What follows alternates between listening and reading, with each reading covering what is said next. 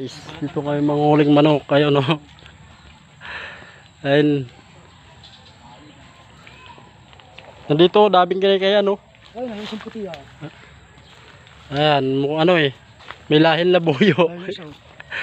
Guys, dito kami manghuling manok kayo, no? Ayos siya. Kasi yung bulik na isa. Napakawala kasi. Yung itim may itim, di ba? Ayan, manghuhuli kami ng manok.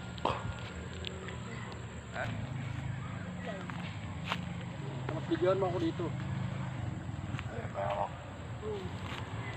Guys, panghuli tayo ng manok. Ganito ang aming pamamaraan sa paghuli ng mailap na manok. Ayan.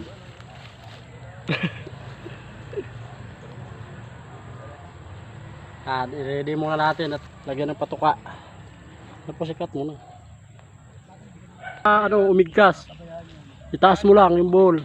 Kala mo mga bibi. Para mahuli. Diyan ka lang para pang pumasok sa scratch.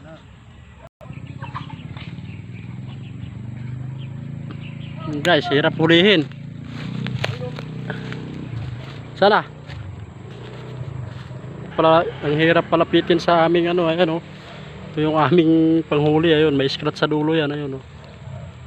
Ayan. Kaso magagaling yung manok, mauutak. Ayun, dito sila sa may gubat. Ayan, dito na. Nakbo. Pahuli na ayun. lang eh.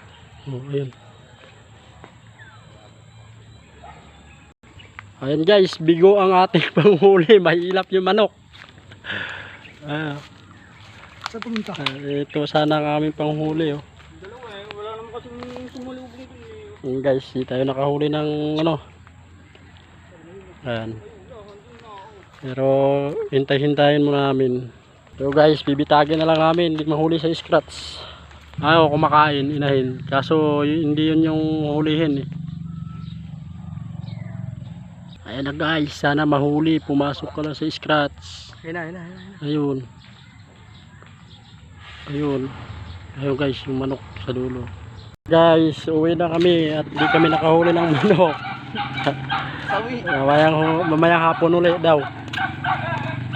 Sawi ang At uwi na kami, nagutom na.